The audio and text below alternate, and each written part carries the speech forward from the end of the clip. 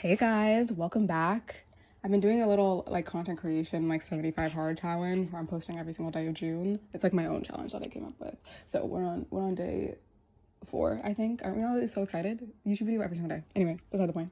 Um, in honor of June, I did want to make a little like fun Pride Month video and talk about my journey to understanding and accepting myself as a lesbian, because this year has been really transformative, I think, in that process.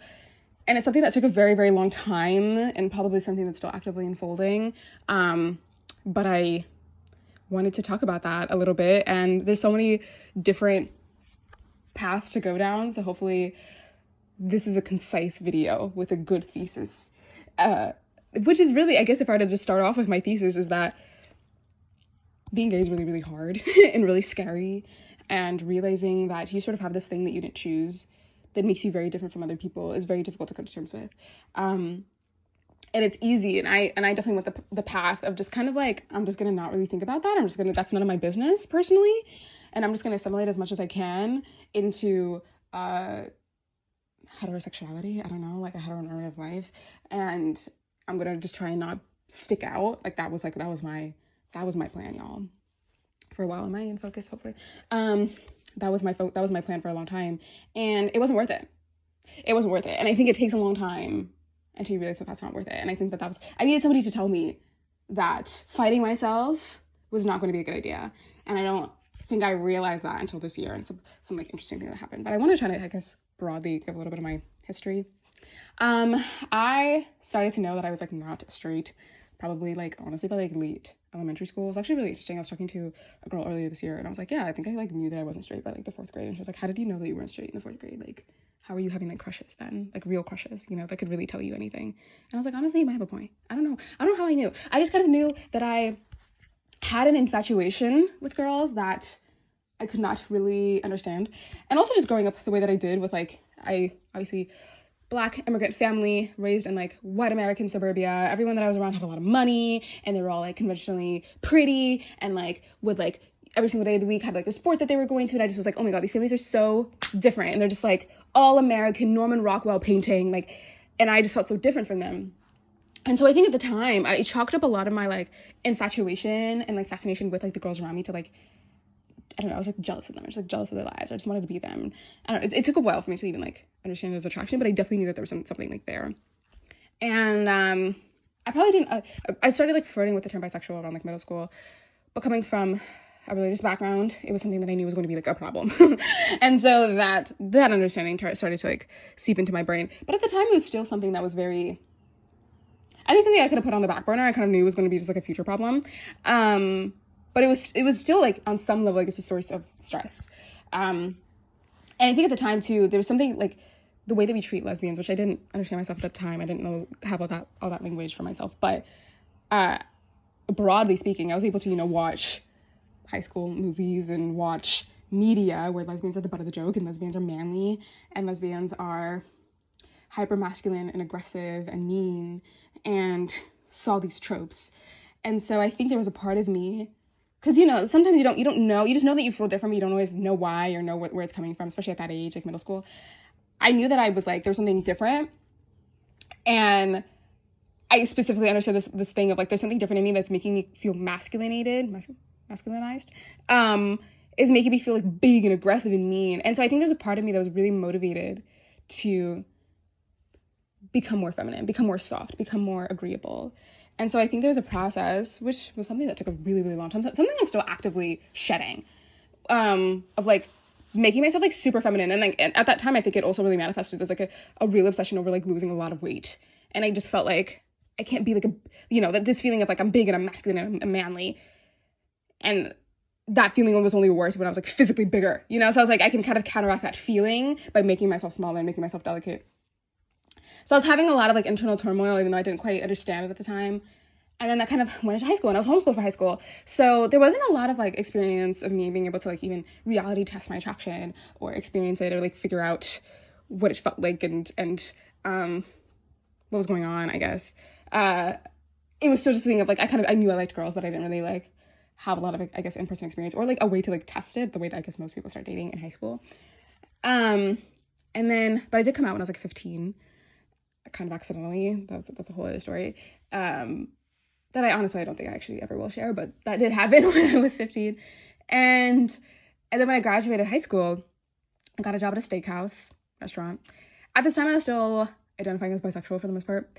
But I never been in a relationship, so I wouldn't have said that I was like strongly attracted to like anybody. Hadn't been in a relationship, hadn't had my first kiss, like was just very like inexperienced. I had my first like proper crush, because also in high school I was like very much chronically online, like social justice, like identity politics discourse, and I was like, I flirted with like every single label under the sun, micro label imaginable, and so I was like trying on just like a lot of different ways of understanding myself, and I talked a lot about like my experience with asexuality, or perceiving myself that way. I've talked about that like a little bit on here, and not on here, but on my TikTok and on my Substack. And so coming out of like high school, I still kind of had like all of these thoughts floating in my head where I didn't really know what I was. And unfortunately, I was someone who was very fixated on like having a label. I know that we kind of like discourage that now, but like to me it was really important that I like knew what I was. And so anyway, I graduated, I started working at the steakhouse, and y'all, fell for my coworker. I was so infatuated with this coworker. Like it was the first time I ever had like a proper real crush and like what it really felt like to be like attracted to somebody, and so like enamored and completely awestruck by a person's existence. Like I just had not experienced that before. And I just remember like driving to work, like the specific route I would take to work, and just like the light, the red light, the green light I would pass, and I would feel like the stomach butterflies start in that very moment. And I was like just thinking about her and was so infatuated with just her whole existence. I'd never experienced that before. Butterflies and anxiety, like it was like, obviously it's like really painful because it's so intense, but it's also like the coolest feeling in the world. So, and I hadn't dealt with any of that before. And then obviously he's all fixated on this girl, and nothing happened there. I did somehow find the courage to ask her out at some point, and then find out she was straight, and it was a whole thing. Anyway, but I was like, this is everything. And I think that was like the first thing. I was like, okay, well, at least I have like really, really concrete evidence that I'm attracted to girls at the very least. I was 19 then. I think that would have been 2024. So then that summer I went to Europe and had a friend give me a tarot reading that I met there. And I didn't really know what the reading meant. And I came back to America and I was hanging out with my cousin. I told her the reading. I told her like what the cards were and what they kind of like vaguely what they meant. And I was like, what do you think this means? And mind you, by this whole time I've been kind of sitting in this question for several years at that point. It kind of only been getting like louder and louder and louder. It was this question of like, am I attracted to men? And my cousin, I told her like what the reading was. She was like, and this is someone who like knows nothing about tarot cards, was just kind of like, just her first thought in her head, I guess, was like, it sounds like what these cards mean. And I forget what the cards actually were, but she was like, oh, it sounds like you're like lying to yourself about something. And I like immediately knew what she was talking about. I went that night and I journaled. I'm a big journaler. And I was journaling that night, reflecting on what she said and reflecting on what I was sure this secret that I was keeping for myself was. And I really sat and I thought about men. I thought about like how I felt about men. My perception of them contrasted it a bit to my feelings for women, what I had experienced with women before. Which by the way at the time still, romantically inexperienced, but like experiencing attraction really properly for the first time. And I realized there's this sense of dread that I really felt with men, and this sense of expectation. There's a feeling like I should like you, and I was always waiting. I'd spent my whole life at that point just waiting to like a man and waiting to have the feelings that I had with girls. With girls, there was no like,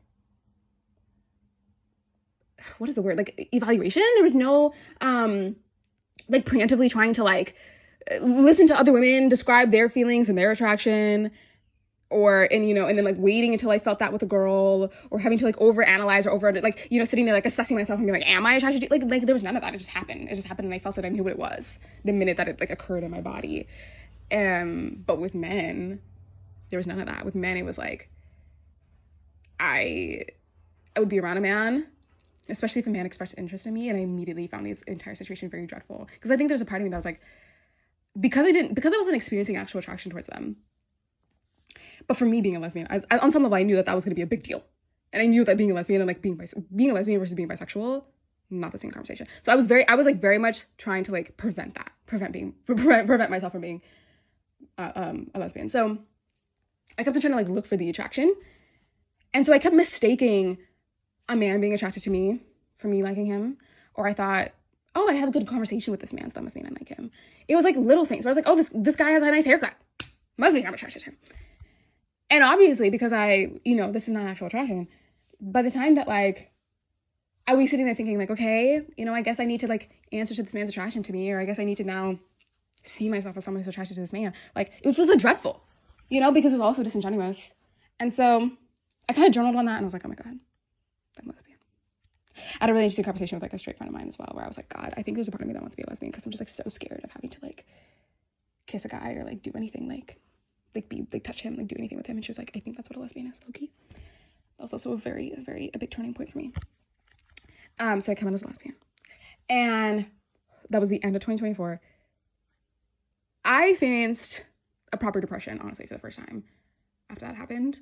After like really realizing it and like coming to terms with it in a way that I was like, I can never take this back. I can never like unrealize this information. Because I flirted with a lesbian label for a while, but like this was the first time that I was like, no, like this is real. Sitting with the understanding of like what this means about me, that like I'm a lesbian and like this is irrefutable. And once again, like all the media that I grew up on, all the narratives that I grew up on, growing up in the church, like all of the narratives and stories that we have about what it means to be a gay person in this world, like all just came flooding to me. And I was like, oh my God, I am the manly, mean, scary, big, aggressive, masculine, wrong lesbian. There's something wrong with you. Like there's something went awry. There's something in your childhood and your brain chemistry and your biology that just messed up and you're not able to be a normal person. And so many aspects of my life now feel like they're going to be fundamentally different. The way that I relate to people, the way that I have a family, the way that I date, the way that I even just engage in friendship, like everything's different now. And that was really, really, really hard. It made me profoundly depressed in a way that I hadn't experienced for a while up until that point. Actually, I don't think I've experienced anything like that. Just like real profound dread. And at that period, my way of coping with that was like, I'm just gonna be single. I'm not doing this. Double it and give it to the next person, girl. This has nothing to do with me. I'm just gonna live a loveless, romance-less life. Single, celibate, forever. Thank you very much. I'm gonna be the rich auntie. That is my goal. That is my vibe. I'm not doing this. Like, absolutely, like, because even though I was sitting there, I was like, well, God, I like girls. That's going to be very difficult. That's going to be a very difficult thing for me to say, but that's a very difficult thing for me to explain. And so I wasn't happy that I like girls. Like, that's a big thing that I really want to communicate, is that, like, I think that's an assumption that, like, oh, pride, everybody's so proud of themselves. Baby, I was not proud. And I had a lot of shame. And so I was very much okay with, like, I'm just going to go love. So for all of 2025, that was like basically the vibe that I was on, that I was like, okay, well, just going to kind of give into that. I'm never going to be in love again. And was still kind of like actively processing my coming out, lost more weight. I don't know, like weight and my emotions are very connected. And I think it was also this feeling of like, I lost a lot of weight, and then I also became like very feminine, like my style. I started like wearing dresses every day. There was an element of like this feeling of like, there's something like deeply like masculine and manly and wrong and gross within me. And so I was trying to like push up against that again. I ended up going out with a man pretty early into that year, 2025, because I was really invested in like, let me see if I can make this work. And I don't regret it. That's not my proudest moment. Or wait, I do regret it. That's not my proudest moment. Because it's not fair to go with someone who you on some level are where you won't really be able to really reciprocate their feelings. So I feel bad that I did that to him. But I tried. That's kind of a whole other story. But I tried around this time that year, actually, in 2025, or a little bit earlier. And it didn't work, He was a cool guy, and we got along, and we had good conversations, but I didn't like him. So that ended pretty promptly. And yeah, him and I had my first kiss with him, and it was just that. But I just remember walking away from his house after I kissed him and being like, I'm okay. I've seen enough. And I went home, and I remember that was the last day I ever saw him. Actually, it wasn't the last day, but it was the day that I told him I like wasn't gonna talk to him anymore. And I felt free. Like, I felt really happy. I felt okay again.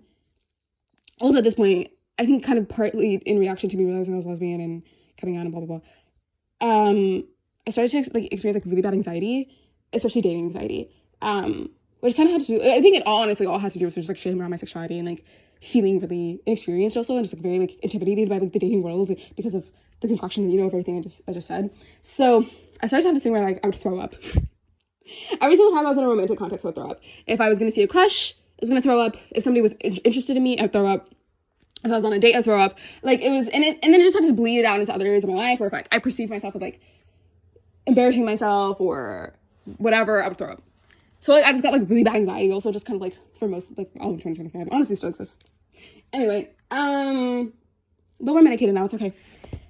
I had that experience with a man, and then I was single. So I mean, technically, well, I was single the whole time. We never dated. We went on one date, and then we like kind of hung out as friends for like a month, and then I cut it off. Anyway, but so I kind of go back to my life, and I'm like, all right, gonna be single, and then my depression kind of took a different form at this point, because now I was like, dang, can't be with men, can't be with women, because I can't, like, I have too much shame for that, and can't be with men, because I just like physically couldn't do it. Like, I could not stomach being around him. I was throwing up constantly, which wasn't just because he was a man, also just because I, like, just had a lot of anxiety. Anyway, oh my God, we're at 60 minutes, sorry. Flash forward. The story gets better here. Flash forward, January of this year. I turned 21. I'm in New York City. I'm watching Wicked on Broadway. My family surprised me for a 24-hour trip to go watch my favorite show in the world in its original form. It was a beautiful birthday. And I'm like, life is worth living. Like, I'm like, you know, being 21 is going to be so fun. 2026 is going to be so fun. And professionally, 2025 was a really good year. So I was optimistic. And also at this point, I'm like not nearly as depressed as I was for like a good chunk of 2025. And I got on Hinge, not looking to date. I, honest to God, hand on a Bible, was like, I just want to make some friends. I just want to meet some people. I want to meet queer people. I think I was warming up to the possibility of like living my life as a queer person. But definitely was like, I'm not in the business of dating right now. And so I was like, I'm just gonna make some friends. And so I was talking to my cousin. My cousin came over. She was telling me about, you know, a little fine ting that she met, little boy, on Hinge. And she was like, yeah, you know, people get on there and they like make fun all the time. So I re-downloaded the app, because I downloaded it before, dabbled in some like online dating back when I was like bisexual, quote unquote. But like nothing ever came from that. I didn't go on any dates. And so I got back on the app, pretty promptly realized that like finding friends on there was going to be kind of complicated, because it's like not really designed for that. Right before I go to delete the app, which didn't even, at that point hadn't even had the app on my phone for like 24 hours.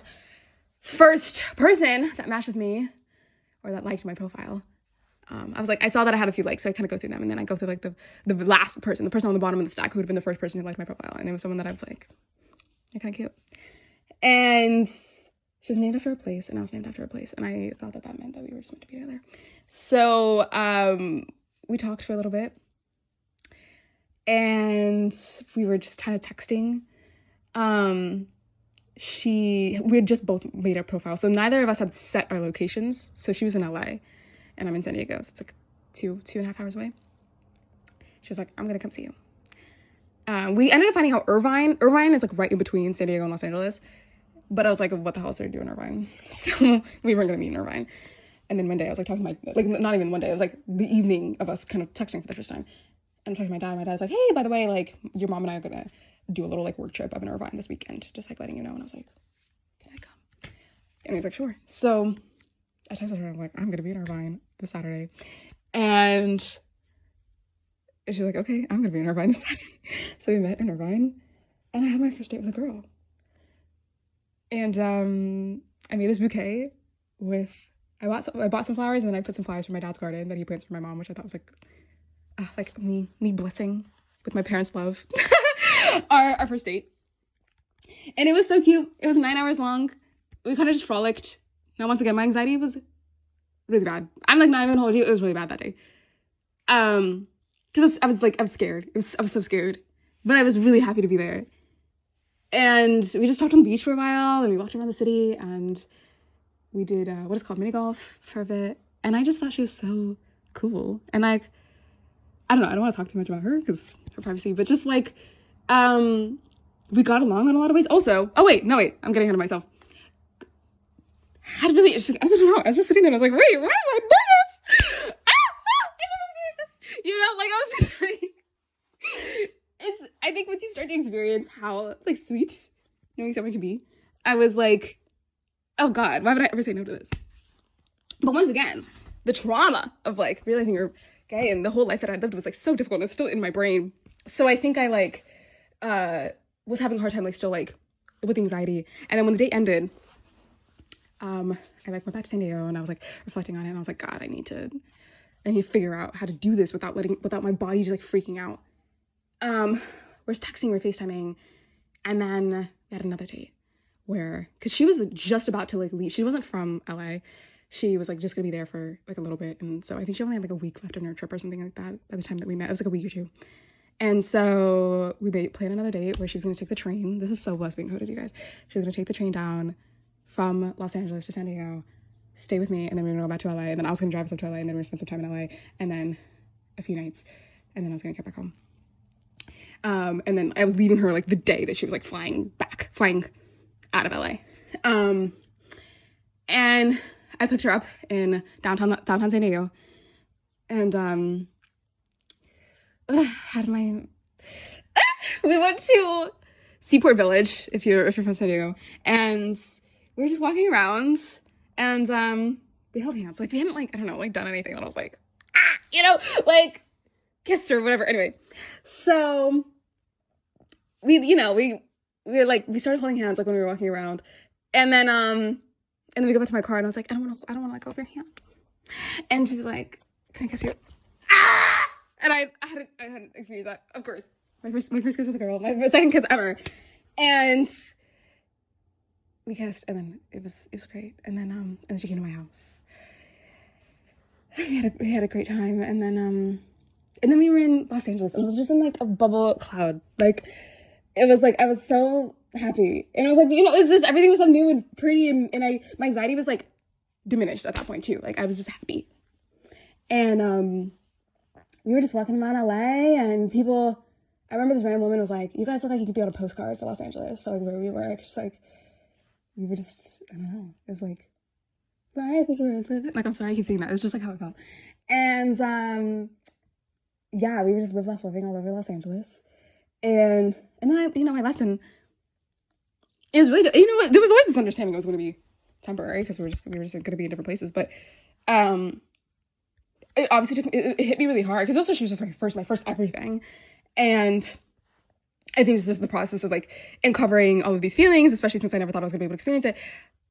It was so sensitive. So I think like when she left, I got like obviously really sad, and I was kind of like processing her, it being over for like a little bit. But the profound thing that I realized, which has been the moral of this whole story, is that it was so stupid of me. It was so dumb of me to go for so long of my life thinking that I was just never going to let myself like anyone. And I was never going to let myself get close to anyone. I was never going to let myself experience anybody because of my shame, because of my fears, my anxiety. That like once I got to experience it, and I realized how much of an honor it is to know people, to connect with people, to experience romance with people that you really like, it's such a blessing. And there's billions of people on this planet, and you get so lucky to meet who you get to meet, and to just not take any of that for granted. And so it was really after that point that I was like, I am not going to swear off love. I'm not going to swear off romance at all. My camera's overheating. We have to speed this up. I'm not going to swear it off ever again. I was so dumb to do that ever at any point, and I'm definitely not going to do that anymore. And that's kind of the moral of my story. I know that realizing you're gay and coming to terms with that, and realizing especially that when you realize you're like a lesbian, when you're a gay man, and you're like, oh my God, the possibility of me being in a relationship that is socially acceptable is impossible without me wanting to die the whole time. That is very difficult to come to terms with. For so long, being a lesbian only ever meant rejecting people. It meant putting myself in a position where other people were going to want to reject me. It meant shame. It meant being different. And it wasn't until I experienced romance for the first time and went out with people that I realized it can mean something really beautiful. It can mean connection. It can mean love. And that's what you have to put yourself in the position to experience in order to start accepting that part of yourself. So that's, I guess, my little bit of my advice on Pride Month and my story. I hope it was useful and that you enjoyed it a little bit. Once again, I'm going to Cabo And I would love to go with you in September. So if you want to join me, I'm partnering with World Packers. It's going to be a girls trip. The link is in my bio, in my description box to join the WhatsApp group.